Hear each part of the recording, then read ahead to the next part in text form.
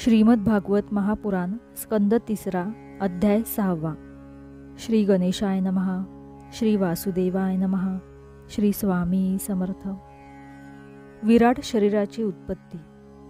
मैत्रेय ऋषी म्हणाले, आपापसात मिळून न राहिल्याने माझ्या महतत्व इत्यादी शक्ती विश्वरचना करण्याच्या कार्यात असमर्थ आहेत। असे पाहून सर्व शक्तिमान भगवान कालशक्तीचा स्वीकार करून एकाच वेळी महतत्व, अहंकार, पंचमहाभूते, पंचतमात्रा, मन, 5 कर्मेंद्रिये व 5 ज्ञानेंद्रिये अशा 23 तत्वांच्या समुदायात प्रविष्ट झाले।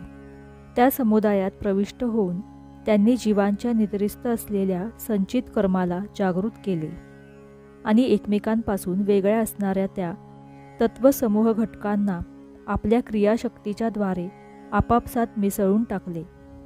ज्याची क्रियाशक्ती जागृत केली आहे अशा त्या 23 तत्वांच्या समूहाने भगवंतांच्या प्रेरणेने आपल्या अंशातून विराटाला उत्पन्न केले।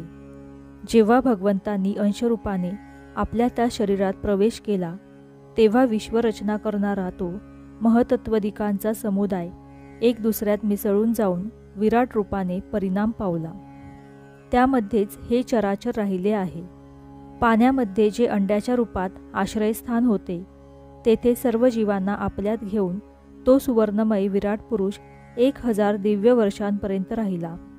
तो विश्वरचना करणाऱ्या तत्वांचे कार्य असणारा विराट ज्ञान, क्रिया आणि आत्मशक्तीने संपन्न होऊन या शक्तींपासून त्याने स्वतःचे क्रमशः एक हृदयरूप, 10 प्राणरूप आणि त्रिविध म्हणजेच आध्यात्मिक, अधिदैविक, आधिभौतिक रूप असे विभाग केले। हा विराट पुरुषच प्रथम जीव असल्याकारणाने सर्व जीवांचा आत्मा जीवरूप असल्याने परमात्म्याचा अंश आणि प्रथमच उत्पन्न झाला असल्याने भगवंतांचा आद्य अवतार आहे। हा संपूर्ण भूत समुदाय म्हणजे चराचर सृष्टी यांच्यातच प्रकाशित होतो। हा विराट अध्यात्म, अधिभूत आणि अधिदैव रूपाने 3 प्रकारचा, प्राणरूपाने 10 प्रकारचा आणि हृदयरूपाने 1 प्रकारचा आहे।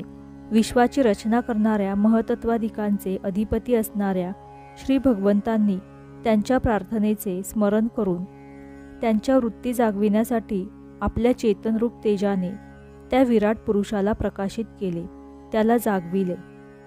तो जागृत होताच देवतांच्यासाठी किती ठिकाणे उत्पन्न झाली हे मी सांगतो, ऐका। विराट पुरुषाचे प्रथम मुख प्रकट झाले, त्यामध्ये लोकपाल, अग्नी, वाक इंद्रियांसह प्रकट झाला, त्यामुळेच हा जीव बोलतो। नंतर विराट पुरुषाची टाळू उत्पन्न झाली, तिथं लोकपाल वरून आपला अंश रसनेंद्रियांसह राहिला, यामुळे जीव रस ग्रहण करतो। यानंतर त्या विराट पुरुषाला 2 नागपुड्या उत्पन्न झाल्या, त्यात दोन्ही अश्विनी कुमार आपला अंश घानेंद्रियांसहित प्रविष्ट झाले, यामुळे जीव वास ग्रहण करतो। अशाच प्रकारे जेव्हा विराट पुरुषाच्या शरीरात डोळे प्रकट झाले तेव्हा लोकपाल सूर्याने आपला अंश नेत्रेंद्रियांसह त्यात प्रवेश केला। त्या नेत्रेंद्रियांमुळे पुरुषाला विविध रूपांचे ज्ञान होते। यानंतर त्या विराट पुरुषाला त्वचा उत्पन्न झाली, त्या त्वचेत वायू आपला अंश त्वग इंद्रियांसह राहिला। याच त्वग इंद्रियांमुळे जीवाला स्पर्शाचा अनुभव येतो। जेव्हा याला कानाची छिद्रे उत्पन्न झाली तेव्हा त्यात दिशांनी आपला अंश असलेले श्रवणेंद्रिय यासह प्रवेश केला, यामुळे जीवाला शब्दांचे ज्ञान होते। मग विराट पुरुषाच्या शरीरात त्वचा उत्पन्न झाली, त्यामध्ये निरनिराळ्या औषधी आपल्या अंश असलेल्या रोमांसह राहिल्या, या रोमांतूनच जीव खाजवण्याचा अनुभव येतो। आता त्याला लिंग उत्पन्न झाले, आपल्या या आश्रयात प्रजापतीने आपला अंश वीर्य यासह प्रवेश केला, त्यामुळे जीव आनंदाचा अनुभव घेतो। यानंतर विराट पुरुषाचे गुदद्वार निर्माण झाले, त्यात लोकपाल मित्राने आपला अंश पायुंद्रिय यासह प्रवेश केला, याद्वारे जीव मलत्याग करतो। नंतर त्याचे हात प्रकट झाले, इंद्राने आपल्या देणे घेणे या शक्तींसह हातात प्रवेश केला, त्या योगे जीव आपली उपजीविका प्राप्त करतो। जेव्हा त्याचे पाय उत्पन्न झाले तेव्हा लोकेश्वर विष्णूंनी त्यात आपली शक्ती गतीसह प्रवेश केला। या शक्तीमुळे जीव आपल्याला पाहिजे त्या ठिकाणी जाऊ शकतो। आता याची बुद्धी उत्पन्न झाली.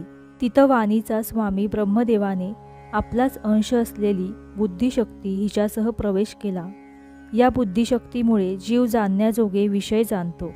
नंतर हृदय प्रकट झाले. चंद्राने आपला अंश मनासह त्यात प्रवेश केला. या मनामुळे संकल्प विकल्प हे विकार निर्माण झाले. त्यानंतर विराट पुरुषात अहंकार उत्पन्न झाला. अभिमानाने आपला अंश असलेल्या क्रियाशक्तीसहित त्यात प्रवेश केला. यामुळे जीव कर्तव्य करतो. आता याच्यात चित्त प्रकट झाले. महतत्व म्हणजेच ब्रह्मा हे चेतनेसह तेथे राहिले. या चित्तशक्तीने जीव विज्ञान प्राप्त करून घेतो. या विराट पुरुषाच्या डोक्यापासून स्वर्गलोक, पायांपासून पृथ्वी आणि नाभीपासून आकाश उत्पन्न झाले. या ठिकाणी क्रमाने तिन्ही गुणांचे परिणामरूप देवादिक आढळतात. यामध्ये सत्वगुणाच्या अधिक्यामुळे देव स्वर्गलोकात, रजोगुणाच्या प्राधान्यामुळे मनुष्य व त्यांना उपयोगी पडणारे गायी इत्यादी जीव पृथ्वीवर आणि तमोगुणी स्वभावाचे असणारे रुद्राचे पार्षद म्हणजेच भूत प्रेत इत्यादी दोन्हींच्या मध्ये भगवंताचे नाभिस्थान असलेल्या अंतरिक्ष लोकात राहतात. विदुरा, भगवंतांच्या मुखापासून वेद आणि ब्राह्मण प्रकट झाले. मुखापासून प्रकट झाल्यामुळे ब्राह्मण सर्व वर्णात श्रेष्ठ आणि सर्वांचे गुरु आहेत. त्यांच्या बाहूंपासून क्षत्रिय वृत्ती आणि त्या वृत्तींचा अंगीकार करणारा क्षत्रिय वर्ण उत्पन्न झाला. हा वर्ण विराट भगवंतांचा अंश असल्याने सर्व वर्णांचे चोर इत्यादी उपद्रवापासून संरक्षण करतो. त्या भगवंतांच्या 2 मांड्यांपासून सर्व लोकांचा निर्वाह करणारे शेती इत्यादी व्यवसाय आणि तिच्यापासून वैश्यवर्णाचा प्रादुर्भाव झाला. आपल्या वृत्तीनुसार हा वर्ण जीवांची उपजीविका चालवतो. यानंतर सर्व धर्म व्यवस्थित चालण्यासाठी भगवंतांच्या चरणापासून सेवावृत्ती प्रकट झाली आणि त्यापासून प्रथम ती वृत्ती धारण करणारा शूद्रवर्ण प्रकट झाला. या सेवावृत्तीनेच श्रीहरी प्रसन्न होतात. हे 4 वर्ण आपापल्या वृत्तींसहित ज्यांच्यापासून उत्पन्न झाले त्या आपले गुरु श्रीहरींचे आपापल्या धर्माने चित्तशुद्धीसाठी श्रद्धापूर्वक पूजन करतात. विदुरा, हा विराट पुरुष काल, कर्म आणि स्वभाव शक्तीने युक्त असलेल्या भगवंतांच्या योगमायेच्या प्रभावाला प्रकट करणारा आहे. याच्या स्वरूपाचे संपूर्ण वर्णन करण्याचे साहस कोण करू शकेल? तरीही हे विदुरा, अन्य व्यावहारिक बोलल्याने अपवित्र झालेली माझी वाणी पवित्र करण्यासाठी मी गुरुमुखातून जसे ऐकले आहे त्याप्रमाणे आणि माझ्या बुद्धीप्रमाणे श्रीहरीचे सुयश वर्णन करतो. महापुरुषांचे असेच मत आहे की पुण्यश्लोक शिरोमणी श्रीहरींच्या गुणांचे वर्णन करणे हा मनुष्याला त्याच्या वाणीचा आणि विद्वानांच्या मुखातून भगवत कथामृताचे पान करणे हाच त्याच्या कानांचा सर्वात मोठा लाभ आहे.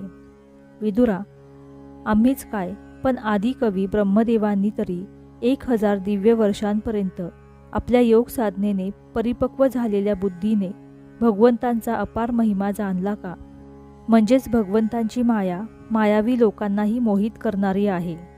भगवंतांनाही त्यांच्या मायेचा थांग पत्ता लागत नाही, तर अन्य कोणाचा तिथे काय पाड लागणार?